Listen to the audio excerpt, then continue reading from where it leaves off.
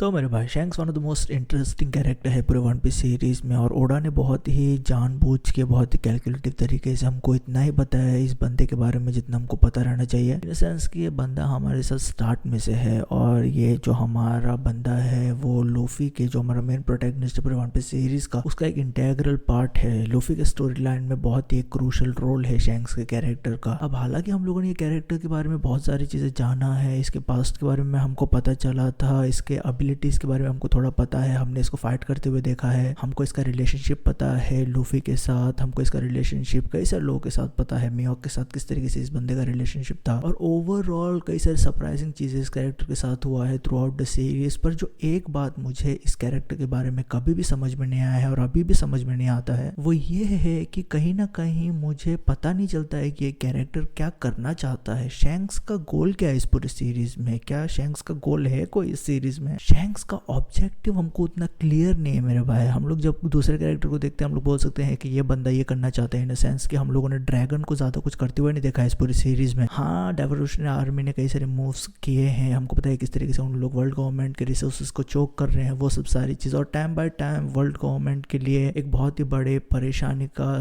एक केस रहा है रेवोल्यूशनरी आर्मी और ड्रैगन। पर हम लोगों ने ड्रैगन को कुछ करते हुए नहीं देखा है, हम लोगों ने ड्रैगन को ज्यादा देखा नहीं है इस सीरीज में, हम लोगों ने ड्रैगन को फाइट करते हुए नहीं देखा है इस सीरीज में। पर हमको ड्रैगन के बारे में पता है कि वो करना क्या चाहता है, हमको पता है कि वो वर्ल्ड गवर्नमेंट से भिड़ना चाहता है, हमको पता है कि वो बेसिकली दुनिया को फ्री करवाना चाहता है। हम लोग कई सारे स्पेकुलेट कर सकते हैं, हम लोगों के पास एक सेंस है कि हाँ ड्रैगन ये चीज करना चाहता है, हमको दिखाई देता है। पर शैंक्स को लेके मुझे मैं सच में बता रहा हूँ, मुझे कभी भी समझ में नहीं आया है कि ये बंदा क्या करना चाहता है इस पूरे सीरीज में। हमेशा एक मिस्टेक रहा है इस कैरेक्टर के साथ। हमने शैंक्स को पहली बार देखा था इस सीरीज में लूफी के साथ, हमको यहाँ पर लूफी और शैंक्स के बीच में बहुत ही अच्छा रिलेशनशिप बिल्ड होते हुए दिखाई दे रहा था फूशा विलेज में। शैंक्स फूशा विलेज में आया था और हम देख रहे थे कैसे स्टोरी डेवलप हो रहा था इन दोनों कैरेक्टर्स के बीच में। लूफी को बैंडिट चुरा के लेके जाते हैं, लूफी को पसंद नहीं आया था जिस तरीके से बैंडिट्स कई सारी चीजें बोल रहे थे शैंक्स के अगेंस्ट, और शैंक्स और बैंडिट्स के बीच में भी इनिशियली थोड़ा झड़प होता है। पर शैंक्स उनको ज्यादा सीरियसली नहीं ले रहा था क्योंकि हमको सबको पता है कि शैंक्स कितना स्ट्रांग है, अभी हमको पता है। पर उस टाइम पे भी ऐसा लग रहा था कि शैंक्स उतना उसको सीरियसली नहीं ले रहा था बैंडिट्स को। तो at the end of the day क्योंकि बैंडिट्स बहुत ज्यादा डिसरिस्पेक्टफुल थे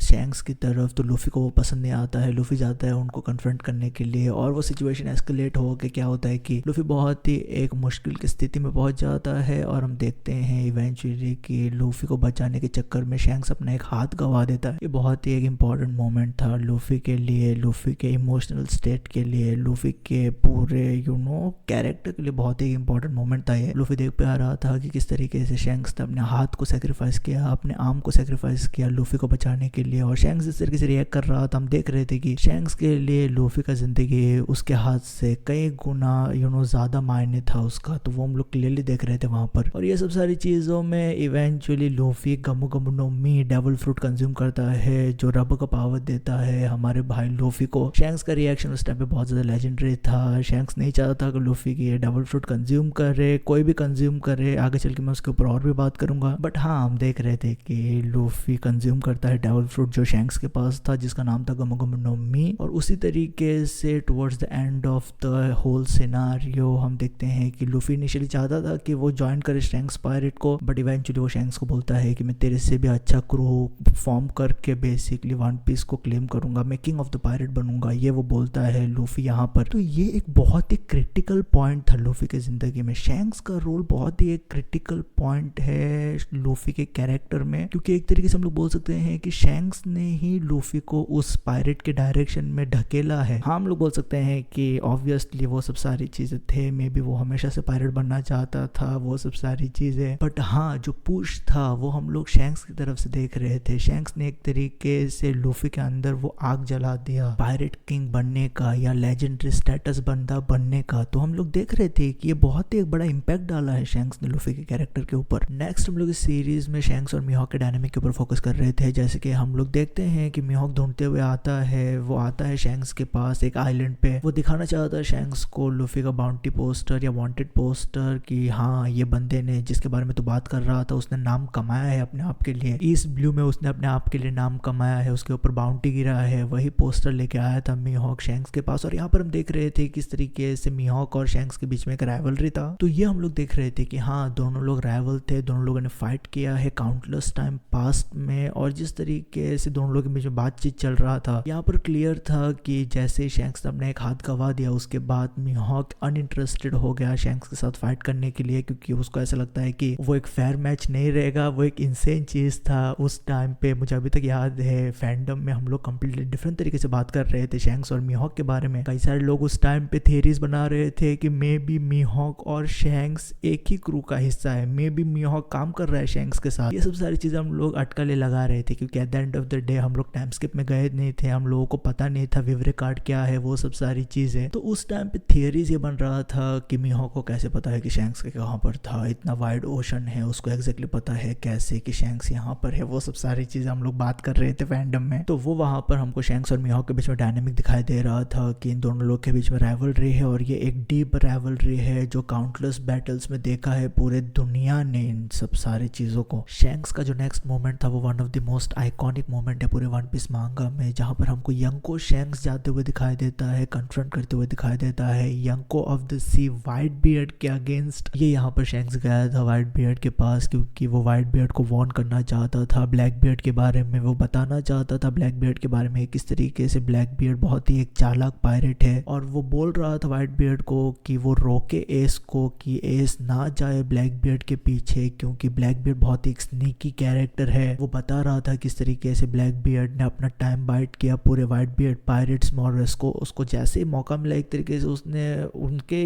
कॉमरेड को मार के वो जो यामी यामी नोमी है वो एक्वायर करके वो अपना खुद का पायरेट क्रू स्टार्ट कर देता है। वो एम कर रहा था पायरेट किंग के टाइटल के लिए उसके बाद। तो शैंक्स बोल रहा था व्हाइट बियर्ड को कि तू उसके पीछे मत जा, तेरे लिए एक मिसफॉर्चून लेके आएगा वो। पर हमको पता है कि यहाँ पर दो यंको के बारे में बात चल रहा है। हमको पता है कि शैंक्स ने जब एंट्री मारा था तो उसके हाकी की वजह से किस तरीके से लोग कोलैप्स कर गए थे। हमको पता था कि किस तरीके से व्हाइट बियर्ड का कैरेक्टर है। व्हाइट बियर्ड को देख के ऐसा समझ में आ रहा था कि ये बंदा बहुत ही खतरनाक बंदा है। जब हम लोगों ने पहली बार देखा था व्हाइट बियर्ड को, तब ऐसा हमको दिखाई दे रहा था कि ये बंदा क्या है, किस कैलिबर का बंदा है। तो हम लोग देखते हैं दोनों लोगों को क्लैश करते हुए एक दूसरे के साथ, और हमको वो स्काई स्प्लिट वाला मोमेंट दिखाई देता है। वो स्काई स्प्लिट वाला मोमेंट, हाँ, हम लोग लूफी और कायदो को भी देख रहे थे आगे चलते हुए फ्यूचर में वानो कुनी आंख में स्काई स्प्लिट वाला मोमेंट करते हुए। But at the end of the day ये जो क्लासिक स्काई स्प्लिट वाला मोमेंट था हमारे भाई शैंक्स और यंको व्हाइट बियर्ड के बीच में, इंसैनिटी था। मरीन फोर्ड आर्क को कौन भूल सकता है, one of the legendary arcs in entirety of One Piece. तो ये जो लेजेंडरी आर्क था, ये स्टार्ट होने से पहले हमको पता चल रहा था किस तरीके से शैंक्स ने कन्फ्रंट किया था कायदो को। शैंक्स ने कन्फ्रंट किया कायदो को, कायदो के साथ उसका झड़प हुआ। हमको एग्जैक्टली पता नहीं है कि कायदो के साथ उसका क्या हुआ था, क्या उन लोगों ने फाइट किया था एक दूसरे के साथ, क्या हुआ था उन दोनों लोगों के बीच में हमको पता नहीं है। पर शैंक्स ने इंटरसेप्ट किया था कायदो को मरीन फोर्ड आर्क में, और हम देख रहे थे towards the end of the arc हमारा भाई शैंक्स वो मोमेंट लेके आता है जहां पर हम लोग फेमसली बोलते हैं कि पापा पापा शैंक्स ने वॉर रुकवा दी पापा। तो शैंक्स ने वॉर रुकवा दी पापा वाला moment one of the craziest moment था, जहां पर हमको shanks towards the end of the marine Ford arc entry मारते हुए दिखाई देता है out of nowhere. By the way ये बंदा आता है और सब सारे लोग को बोलता है, मरीन्स को बोलता है, ब्लैक बियर्ड को बोलता है, व्हाइट बियर्ड पायरेट्स को बोलता है कि अभी हम लोग इस सब सारी चीजों से और कुछ भी ड्रॉ नहीं कर सकते, कुछ भी कंक्लूजन्स नहीं ड्रॉ कर सकते हैं। तो भलाई इसी में है कि हम लोग ये पूरी चीज को अभी खत्म करें, और अगर नहीं कर रहे हो तो मैं भी एंगेज करूंगा इस पूरे वॉर में। ये शैंक्स का धमकी था। और हम देख रहे थे कि उस टाइम पे सब सारे लोग बहुत ज्यादा एग्जॉस्ट हो गए थे। हमको पता है क्या काइनो ने एक बीटिंग लिया था, व्हाइट बियर्ड तो ऑलरेडी मर चुका था इस टाइम पे। व्हाइट बियर्ड पायरेट्स ने बहुत एक बड़ा हिट लिया था, वो भी हम देख रहे थे। ब्लैक बियर्ड पायरेट्स भी काइंड ऑफ अपने एक अच्छे खासी स्थिति में थे। बट हाँ, उनको पता था, ब्लैक बियर्ड को पता था कि यहाँ पर उसको मिल गया है व्हाइट बियर्ड का पावर, तो उसको ज्यादा कुछ यहाँ पर करने का था नहीं। तो वो सब सारी चीज हम लोग फैक्टर इन कर सकते हैं। But the end of the day जिस तरीके से पापा शैंक्स ने वॉर रुकवा दी पापा वाला मोमेंट था, वो इंसेन मोमेंट था। वन पीस के टाइम स्किप के बाद हम लोग बहुत ही एक्सप्लोसिव रिवील्स करने लगे थे। ओडा हमको बहुत ही एक्सप्लोसिव रिवील्स देने लगा था शैंक्स के कैरेक्टर को लेके। जो स्टार्ट हुआ था, इनिशिएट हुआ था, वो ये था जब शैंक्स जाके मारीचुआ पे मिलता है किसके साथ, 5 गोरोसेस के साथ वो मिलता है, और वो बोलता है कि उसको डिस्कस करना है एक पर्टिकुलर पायरेट के बारे में। अब वो पर्टिकुलर पायरेट अभी तक हमको पता नहीं है कि वो कौन है, अभी तक हम लोग अज्यूम कर रहे हैं कि वो ब्लैक बियर्ड है, but the end of the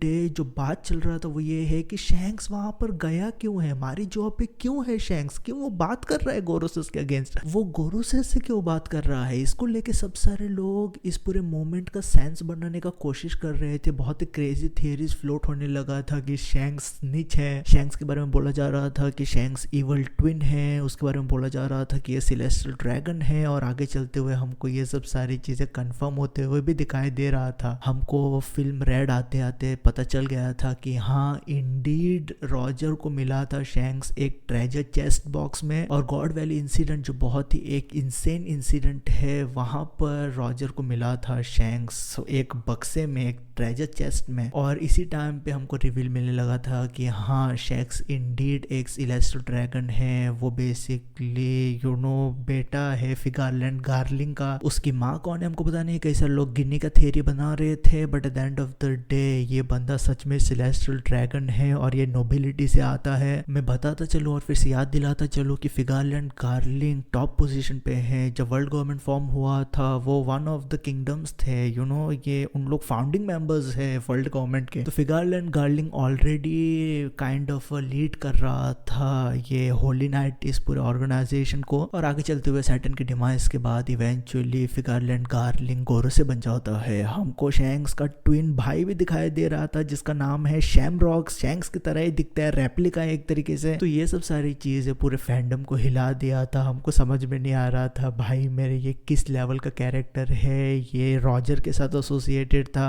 Roger ने इसका अपना जिम्मेदारी सौंपा था। रॉजर को ये एक ट्रेजर चेस्ट बॉक्स में मिला था और रॉजर अपना स्ट्रॉ हेड निकाल के शैंक्स को देता है। एक तरीके से वो अपना विल पास डाउन कर रहा था शैंक्स के ऊपर। शैंक्स हमको पता है किस तरीके से लूफी को उसने इन्फ्लुएंस किया है। शैंक्स हमको पता है कि यंको है, शैंक्स नोबिलिटी से आता है, सेलेस्टियल ड्रैगन से आता है, और एरागेरा सेलेस्टियल ड्रैगन नहीं है, वो फाउंडिंग मेंबर से आता है। उसका बाप होली नाइट था, अभी वो गोरो से बन चुका है। उसका भाई शैमरॉक है जो होली नाइट का हिस्सा है, वो भी इंसेनली स्ट्रांग है। तो ये कैरेक्टर ऑर्डिनरी कैरेक्टर नहीं है, ये लेजेंडरी कैरेक्टर है। मतलब किसी भी एंगल से देखेगा ये कैरेक्टर एक नेक्स्ट लेवल का कैरेक्टर है। वानो कुनी के इर्द गिर्द हमको शैंक्स को लेके कई सारे मेजर डेवलपमेंट्स दिखाई देते हैं। इन द सेंस कि पहला जो डेवलपमेंट था वो हमको हुसू और जिनबे के फाइट में दिखाई दे रहा था, जहां पर जब हुसू फेस ऑफ कर रहा था जिनबे के अगेंस्ट, तब हुसू हमको ये कहानी बताता है किस तरीके से वो साइपर पोल जीरो का मेंबर था। उस टाइम पे उसके पास रिस्पॉन्सिबिलिटी था कि वो एक डेवल फ्रूट को फिर से वर्ल्ड गवर्नमेंट के एक सेफ लोकेशन पे पहुंचाए, पर उसी टाइम पे शैंक्स अटैक करके वो डेवल फ्रूट चुरा लेता है, और यही डेवल फ्रूट है गमो गमो नोमी, या हम लोग बोल सकते हैं हितो हितो नोमी, जो बेस्ड है सन गॉड निका के मॉडल के ऊपर। शैंक्स ने बेसिकली ये वर्ल्ड गवर्नमेंट से डेवल फ्रूट चुराया था, और वो चुरा के लेके गया था फुशा विलेज में, और एक्सीडेंटली लूफी खा जाता है, वो कंज्यूम कर लेता है डेवल फ्रूट, और बाद में हमको पता है स्टोरी कैसे ट्रांसलेट होता है वहां से। दूसरा जो मेजर डेवलपमेंट था यहाँ पर शैंक्स को लेके, वो मेरे हिसाब से अनबिलीवेबल था, क्वाइट अनबिलीवेबल था, क्योंकि शैंक्स हमको बोलते हुए दिखाई दे रहा था, वो बैन बैकमैन से बात कर रहा था और वो बोलता है बैन बैकमैन को कि अभी टाइम आ गया है कि हमको वन पीस के पीछे जाना चाहिए, हमको वन पीस को चेस करना चाहिए, अभी टाइम आ गया है हमारा मूव करने के लिए। तो ये हम लोग शैंक्स से बोलते हुए दिखाई दे रहे थे। तो हम लोग मतलब हमेशा से अज्यूम कर रहे थे कि मे बी शैंक्स एक गाइडेंस का रोल प्ले करेगा लूफी के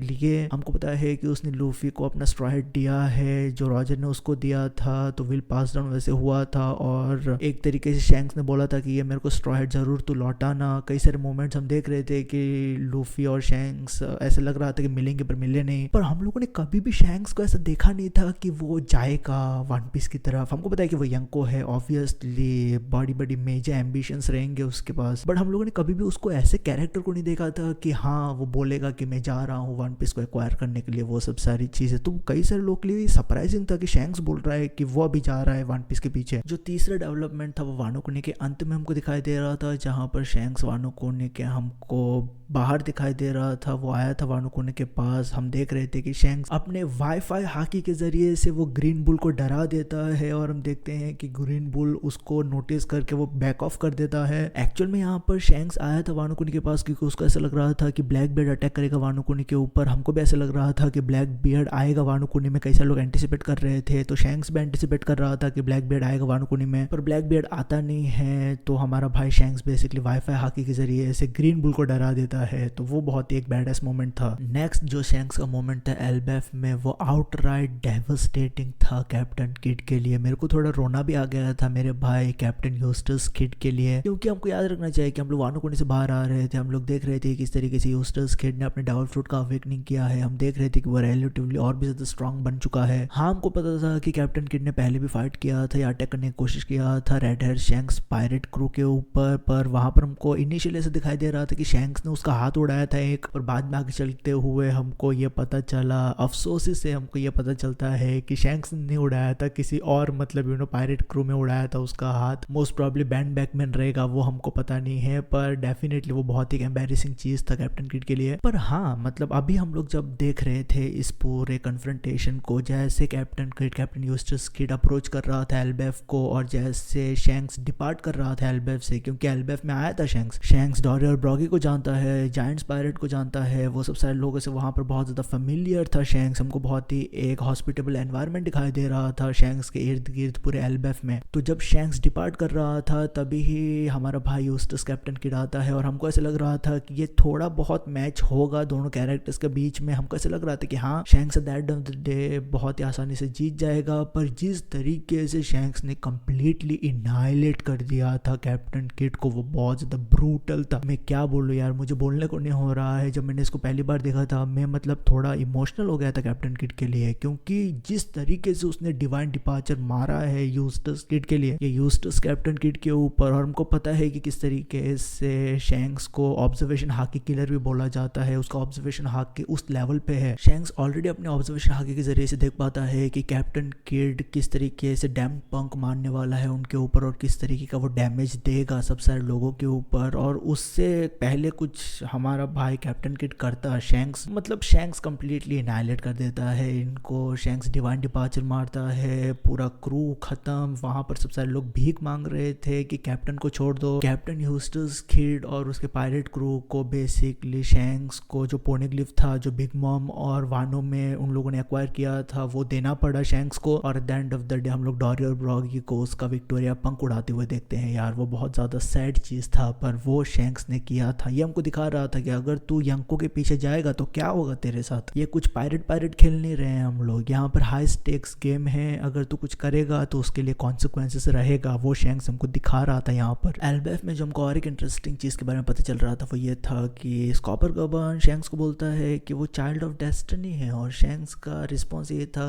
कि वो कभी भी कुछ भी ज्यादा कुछ क्रेजी करना नहीं चाहता था। वो पायरेट क्रूज स्टार्ट करना चाहता था बगी के साथ, और वो काइंड ऑफ एक ईजी जिंदगी बिताना चाहता था। पर ये सब सारी चीजें जो डेवलपमेंट हुआ है उसको फेस करना पड़ेगा उसको एक ना एक तरीके से। पर ये जो चाइल्ड ऑफ डेस्टिनी का जो एलिमेंट था वो सूट करता है शैंक्स को। जो कुछ भी हमने देखा है उसके कैरेक्टर के साथ, that is nothing short of destiny man. बहुत ही क्रेजी तरीके से प्ले आउट हुआ है डेस्टिनी। शैंक्स के पास अपेरेंटली वो डिमोनिक मार्क भी है, जो हमने देखा है कई सारे होली नाइट्स के ऊपर। तो वो भी हम बोल रहे थे, या हम लोग फैंडम में देख रहे थे लोग बोलते हुए कि शैंक्स ने जानबूझ के अपना हाथ सेक्रीफाइस किया है। पर हमने देखा है कि कई सारे लोगों के पास, सब सारे लोगों के पास, होली नाइट्स के पास वो रीजनरेटिव एबिलिटी है, तो शैंक्स अपना हाथ रीजनरेट कर सकता है। ऐसा नहीं है कि अगर किसी ने एक बंदे को मार्क कर दिया तो अगर मार्क हटा दिया जाए तो वो मतलब असर खत्म हो जाएगा। मुझे लगता है कि वो सब सारी चीजें होगा उस तरीके से। बट इंटरेस्टिंग चीजें, इंटरेस्टिंग डेवलपमेंट्स हमको वहां पर दिखाई दे रहा था। शैंक्स के लेफ्ट हैंड पे टैटू था, वो बहुत ज्यादा क्रेजी था। मैं अगर मेरा पर्सनल ओपिनियन बताऊं शैंक्स के बारे में, तो मुझे लगता है कि हमारे भाई ओडा ने बहुत ही अच्छी तरीके से शैंक्स के कैरेक्टर को सेटअप किया है डेथ के लिए। मैं ऐसा क्यों बोल रहा हूँ, क्योंकि जिस तरीके से शैंक्स का डेवलपमेंट हो रहा है इस सीरीज में, ये हमको दिखाता है कि मोस्ट प्रोबेबली शैंक्स और ब्लैकबीयर्ड पायरेट्स के बीच में फाइट होने वाला है। ये डेफिनेटिव चीज है, डेफिनेटली दोनों लोग भिड़ेंगे एक दूसरे के अगेंस्ट। और काफी एक गहरा हिस्ट्री है शैंक्स और ब्लैकबीयर्ड पायरेट्स के बीच में। हमको पता है किस तरीके से शैंक्स के ऊपर जो स्कार है आंखों के ऊपर, वो ब्लैकबीयर्ड ने दिया उसको। हमको पता है कि रॉजर और व्हाइटबीयर्ड पायरेट्स जब फाइट करते थे तब बगी और वहां पर हमारा भाई शैंक्स फाइट करते थे।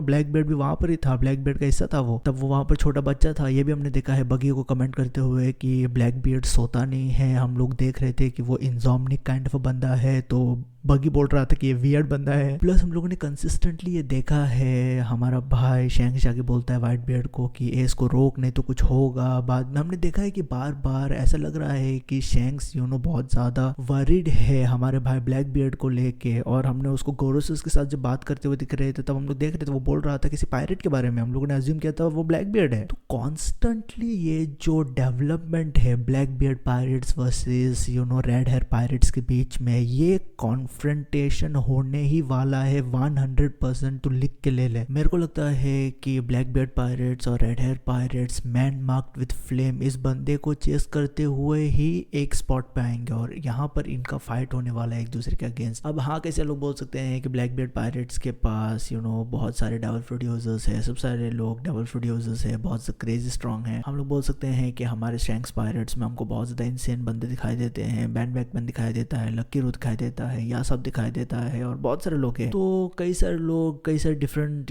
ओपिनियन रखेंगे इस पर फाइट को लेके। कई सारे लोग शैंक्स को फेवर करेंगे, कई सारे लोग ब्लैक बियर्ड को फेवर करेंगे। मेरे को पर्सनली लगता है कि at the end of the day black beard कुछ ना कुछ स्नीकी चीजें करके मुझे लगता है कि शैंक्स को हराएगा। और मेरे को नहीं लगता है कि at the end of the day मुझे पर्सनली नहीं लगता है कि लूफी फिर से लौटा पाएगा शैंक्स को अपना स्ट्रॉ हैट। ये जस्ट मेरा ओपिनियन है, मुझको पता नहीं है तो कि तुम लोग किस तरीके से इस सब सारी सिचुएशन को एस्केलेट होते हुए देख रहे हो, क्योंकि मुझे डेफिनेटली लगता है कि शैंक्स और ब्लैक बियर्ड के बीच में फाइट आ रहा है जल्द से जल्द। मैं यहाँ पर और एक बात बहुत ही हैविली एम्फेसिस करना चाहता हूँ, वो ये है कि जब हम लोगों ने यंकोस को इंट्रोड्यूस करवाया था इनिशियली इस पूरे सीरीज में, तब कौन यंकोस थे? अगर हम लोग याद करेंगे तो शैंक्स था, हमारा भाई व्हाइट बियर्ड था, काइदो था और बिग मॉम थी। ये 4 लोग थे। पर अभी कौन बचा है? कौन एक बंदा जो वो ओल्ड जनरेशन का बचा है इस जनरेशन में? जब हम बात करते हैं यंकोस को लेके, वो है हमारा भाई शैंक्स, ठीक है, क्योंकि हमारा भाई व्हाइट बियर्ड का तो डेथ हो गया। काइदो और बिग मॉम को पता है हार गए थे वानो कुनी में। काइदो और बिग मॉम को रिप्लेस किसने किया था? लूफी और हमारे भाई बगी द ग्रेट ने रिप्लेस किया था। ब्लैक बियर्ड तुमको पता है कि उसने व्हाइट बियर्ड का पोजीशन एक्वायर कर लिया था। व्हाइट बियर्ड के डेथ के बाद ब्लैक बियर्ड बेसिकली यंको बन चुका था। तो एक ही बंदा बचता है अगर तू नैरेटिव वाइज भी देखता है तो वो है हमारा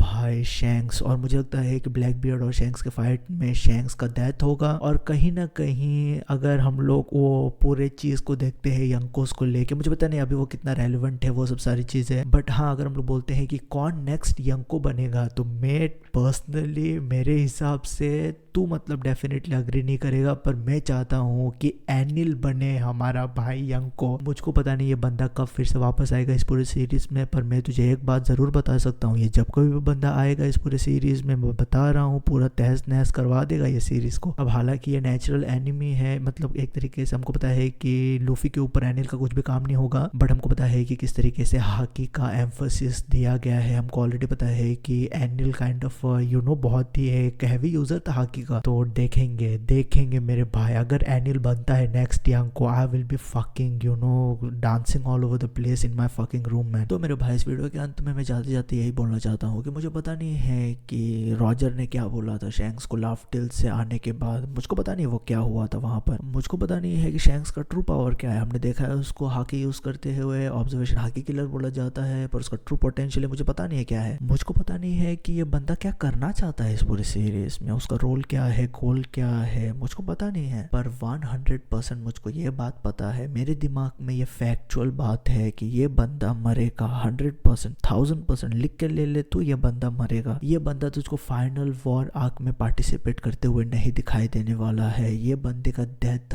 100,000% पक्का है। एटलीस्ट मेरे दिमाग में ये मान के चल रहा हूँ कि ये बंदे का डेथ होने वाला है। मोस्ट प्रोबेबली ब्लैक बियर्ड के साथ फेस करते हुए होने वाला है। ये कंप्लीटली एक डिफरेंट डायमेंशन डाल देगा लूफी वर्सेस ब्लैक बियर्ड के फाइट में अल्टीमेटली। पर तुम लोगों का ओपिनियन क्या है ये कैरेक्टर के ऊपर, मेरे को डेफिनेटली बताना कमेंट सेक्शन में कमेंट करके। तुम लोग क्या देख रहे हो? क्या तुम लोग शैंक्स को सर्वाइव करते हुए देख रहे हो? मुझको पता है कि शैंक्स कितना पावरफुल है, but at the end of the day when it is black beards day, it is black beards day. तो तुम्हारा क्या ओपिनियन है शैंक्स के कैरेक्टर के बारे में? तुम किस तरीके से इसको देख रहे हो? क्या तुमको लगता है कि ये कैरेक्टर को ओडा लिख रहा है कि इसका डेथ होने वाला है? क्योंकि जिस तरीके से ओडा इस कैरेक्टर को लिख रहा है, मेरे को लग रहा है कि ये काइंड ऑफ सेटअप कर रहा है शैंक्स के डेथ के लिए। और तुम्हारा ओपिनियन मेरे को डेफिनेटली बताना कमेंट सेक्शन में कमेंट करके। तू हमेशा याद रखे तेरा भाई और पे ख्याल रखो अपना। पीस मेरे भाई।